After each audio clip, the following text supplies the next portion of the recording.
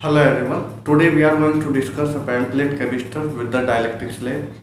अब हम देखने वाले हैं कि जो डाइलेक्ट्रिक स्लैब है उसको इंट्रोड्यूस कराने से जो कैपेसिटेंस है पैरेलल प्लेट का उसके ऊपर क्या इफेक्ट पड़ता है। तो अब से हम इससे पहले हमने जो देखा था कि जो पैरेलल प्लेट कैपेसिटर था विद वैक्यूम के साथ में हमने इसका एक्सप्रेशन किया था, तो उसमें जो कैपेसिटेंस आया था और अब जो हम कैपेसिटेंस निकालने वाले हैं दोनों में कौन सा ज़्यादा है रहेगा और इसका मतलब इसमें हम कंपैरिजन करेंगे। ठीक है, तो ये जो हम कंपैरिजन करेंगे, जो वैल्यू फाइंड आउट करेंगे, ये बिल्कुल वैसा ही है जैसा कि इससे पहले हमने वीडियो में या कैपेसिटेंस जो फाइंड आउट किया था उसके जैसा ही है।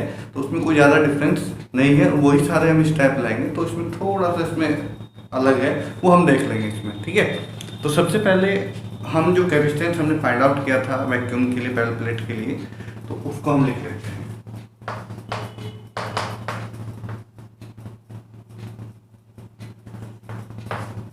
ठीक है, यहाँ पे जो ए है एरिया ऑफ प्लेट है, जो दोनों प्लेट हम इसमें यूज करेंगे वो दोनों इक्वली होंगी एरिया में, और जो डी है ये सेपरेशन है दोनों प्लेट के बीच का।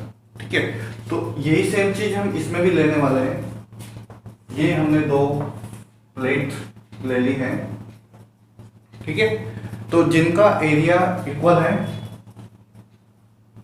इसको पी प्लेट कहा और इसको क्यू प्लेट। इस पर प्लस क्यू चार्ज और इस पर माइनस क्यू।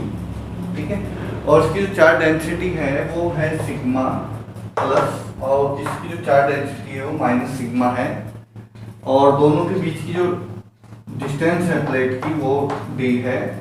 ठीक है, अब इसमें हमने एक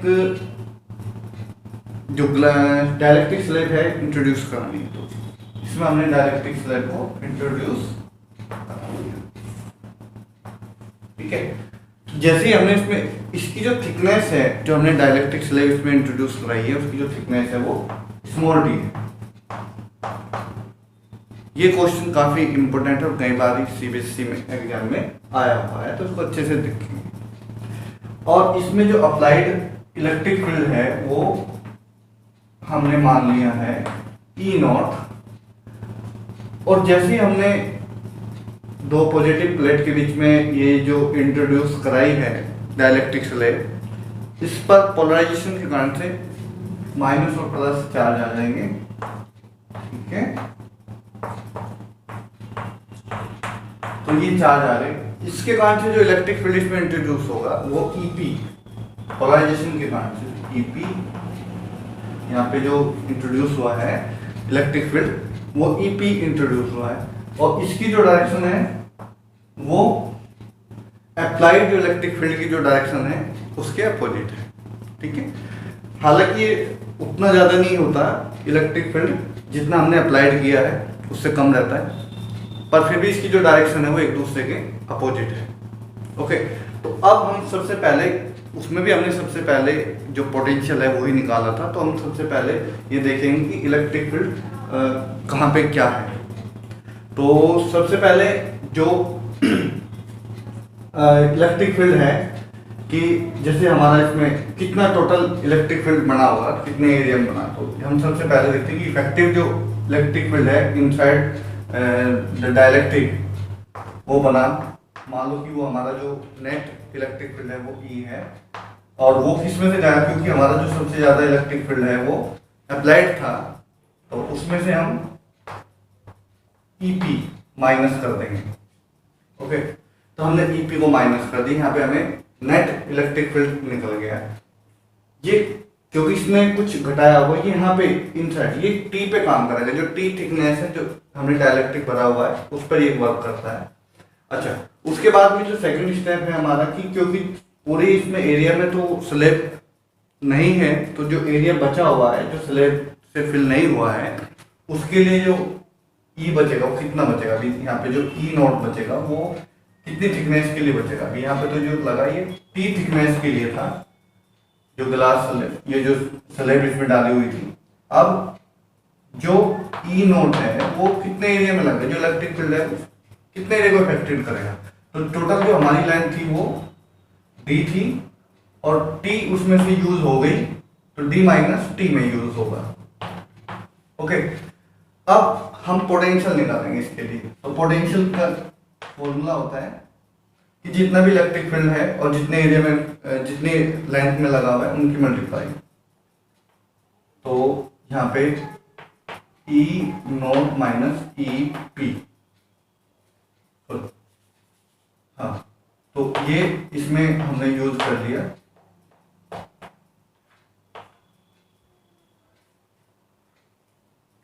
कितने में रहा ये रहा हमारा टी में, और प्लस ई नॉट जो रहा है वो हमारा डी माइनस टी में रहा है। अब इसकी जगह हम यूज करेंगे ई को, तो E T plus E not D minus T. अब क्योंकि जो डायलेक्ट्रिक है, जो डायलेक्ट्रिक कांस्टेंट की वैल्यू होती है, मतलब के हम मानते हैं, तो उनके बीच में एक रिलेशन होता है के equal to E naught mine upon E. तो यहां से हम ई की वैल्यू निकाल लेंगे। तो ई की वैल्यू जैसे हम निकाल लेंगे तो ई नॉट अपॉन में के, ये बच गई। और यहाँ पे वैल्यू पुटअप कर लेंगे ई की। तो यहाँ पे सारे दोनों जो भी है ई नॉट में आ जाएगी वैल्यू। तो ई नॉट के साथ रिलेट कर दिया अपॉन में के into T plus E not D minus T. यहाँ पे हम ई नॉट को कॉमन ले लेंगे। तो ई नॉट को जैसे हमने इसमें कॉमन लिया, टी अपॉन में के plus D minus T. Okay, यहाँ तक हमने v की वैल्यू को फाइंड आउट कर लिया। क्योंकि अब हमें दूसरी वैल्यू निकालनी है, तो दूसरी वैल्यू निकालने के लिए हमें क्या करना पड़ता है, जैसे उसमें भी किया था। तो ये हमने v की वैल्यू निकाल ली। अब इसके साथ में हम जो सिग्मा है, सिग्मा के साथ रिलेट करेंगे। तो ई नॉट यहाँ पे नीचे यहाँ पे निकाल लेते हैं। तो ई नॉट की जो वैल्यू होती है क्या होती है, सिग्मा के साथ में सिग्मा अपॉन एप्सिलॉन नॉट, ठीक है। E naught equal to sigma upon epsilon naught होती है। और एक जो सरफेस चार्ज डेंसिटी का फॉर्मूला होता है वो भी हम इसमें यूज करते हैं। ये वैल्यू हम इसमें यहाँ पे उठा के रखेंगे, वैल्यू पुटअप कर दी हमने इसमें। तो यहाँ पे हमें जो वैल्यू मिलेगी sigma upon epsilon not T upon में के plus D minus T. Okay, मैं इसको थोड़ा सा रफ करता हूँ ताकि वैल्यू यूज हो।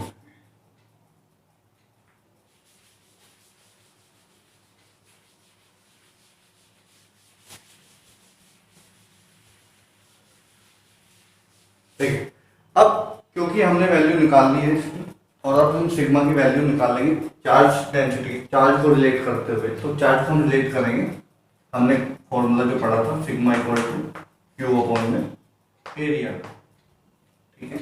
ये हमने फॉर्मूला पढ़ा था सरफेस चार्ज डेंसिटी का, तो वो यूज हम इसमें करेंगे। तो सिग्मा की जगह क्यू अपॉन में ए वैल्यू पुटअप करेंगे। तो वी की वैल्यू जो हमारी निकल के आएगी वो आएगी क्यू अपॉन में एप्सिलॉन नॉट ए। इनको भी हम डी माइनस टी और माइन प्लस टी अपॉन में के लिख सकते हैं। ऐसे चेंज कर लिया हमने, ठीक है। तो ये अकॉर्डिंग टू सिचुएशंस हम इसको इंटरचेंज कर लेते हैं, क्योंकि कई बार एग्जाम में किसी भी तरीके से पूछा जाता है। तो कहता है कि ये प्रूफ करो, फॉर्मूला आएगा लास्ट में, जो भी फॉर्मूला हम निकालेंगे वो कई बार वही दे देते हैं और इसको कहते हैं कि वो प्रूफ करो इसको। ओके, तो उसको हमें वही फॉर्मूला बनाना होता है। तरीका फिर भी सेम ही रहता है, ठीक है। वो अकॉर्डिंग टू सिचुएशन चेंज कर लेते हैं। तो अब हमने इसकी वैल्यू निकाल दी, ओके। और अब हम फॉर्मूला लिखेंगे जो हमारा पास में, जो यहाँ पे देखो क्या है, फॉर्मूला होता है जो सी की वैल्यू हम निकालते हैं। सी की वैल्यू निकालने का जो फॉर्मूला होता है क्यू अपॉन में वी होता है। कैपेसिटेंस जब हम निकालते हैं, ठीक है, कैपेसिटेंस निकालने का फॉर्मूला क्या होता है, क्यू अपॉन में वी होता है। तो यहाँ पे हम वी की वैल्यू को पुट अप करेंगे।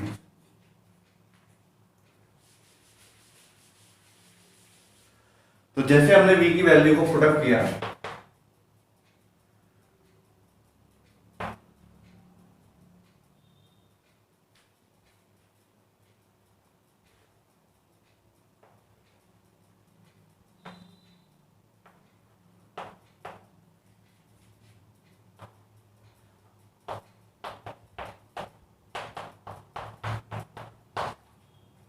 देख, अब Q से Q कैंसिल होगा और फिर से एक वैल्यू आएगी, C की वैल्यू निकाल रहे हैं हम यहाँ, C की वैल्यू आ जाएगी।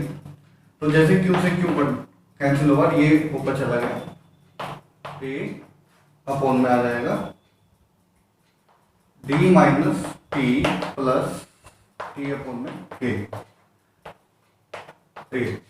इसको इक्वेशन अगर मैं 1 मान लेता हूँ और इसको मैं इसके साथ कंपेयर करूंगा। अब देखो, इसमें कंपेयर करने के लिए मेरे को ना डी चाहिए यहाँ पे, तो डी चाहिएगा तो मैं इसमें सिर्फ डी कॉमन लूंगा, ठीक है।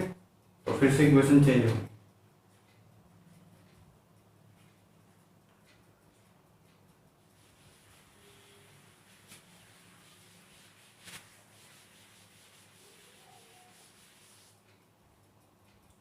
देखिए, अब मेरे को इसमें से डी कॉमन लेना है, सी की वैल्यू हमने निकाल रखी है, तो यहाँ पे मैं लिख लेता हूँ, तो सी इक्वल टू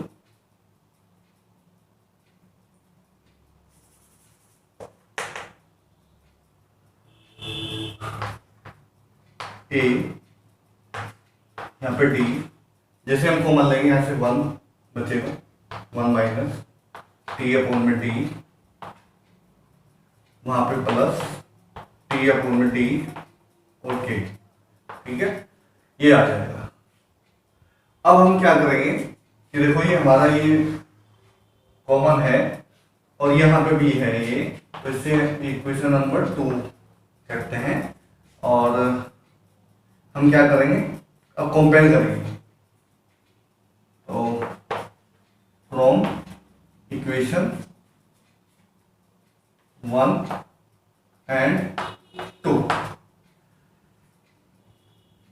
तो जैसे हम इसका रेशियो निकाल लेंगे तो हमें जो मिलेगा वो वैल्यू क्या मिलेगी, अगर मैं इसको इससे डिवाइड कर देता हूं,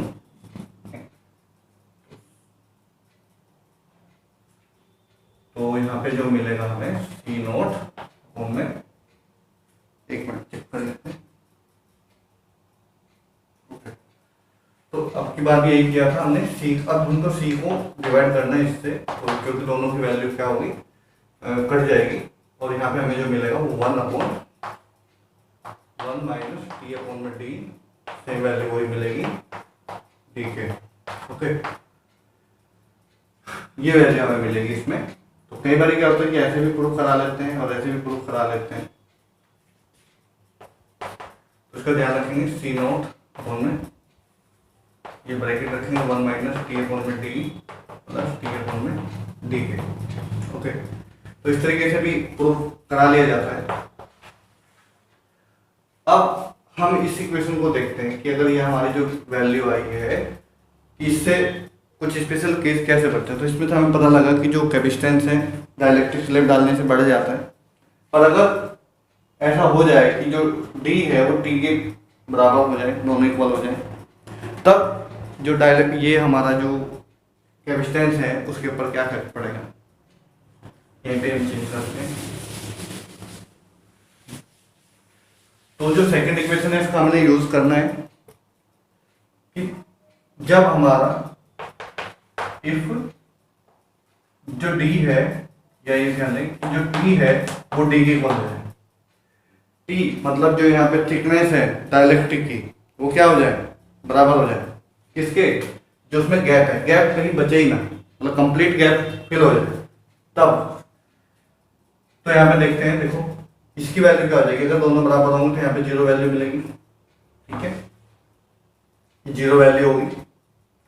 यहाँ पे बचा डी और डी, यहाँ पे भी डी हो जाएगा, यहाँ पे भी डी हो जाएगा, या टी हो जाएगा तो यहाँ पे भी टी हो जाएगा, तो दोनों एक दूसरे से कैंसिल आउट होंगे। थोड़ा सा कैलकुलेट करते हैं, सी इक्वल टू जो डी है ये तो 0 हो गया, ठीक है, यहाँ पे ये दोनों एक दूसरे से कट जाएंगे, ये 0 हो गया और यहाँ पे कट जाएगा, ओके, और यहाँ पे बचेगा हमारे पास में ये अंदर मल्टीप्लाई जाएंगे और यहाँ पे ऊपर जाएगा के, ठीक है, ये आएगा कैलकुलेट होने से। और ये किसकी वैल्यू है, सी नोट की वैल्यू है। तो सी नोट की वैल्यू में क्या चेंज आएगा, इसको हम ऐसे लिख सकते हैं सी के, जितनी भी, इसका मतलब ये है कि जितनी भी पहले जो हमारे वैक्यूम के लिए जो कैपेसिटेंस की वैल्यू आई थी, और जिस जिस कैपेसिटेंस जिस डाइलेक्ट्रिक कांस्टेंट को हमने डाला हुआ है इसमें, उसकी जो डाइलेक्ट्रिक कांस्टेंट की वैल्यू है, अगर हम उसको सीधा मल्टीप्लाई इसके साथ में कर देते हैं, इसकी वैल्यू के साथ, कैपेसिटेंस की वैल्यू के साथ में, तो हमें सीधा इसकी कितनी कैपेसिटेंस बढ़ेगी वो वैल्यू हम कैलकुलेट डायरेक्टली कर सकते हैं।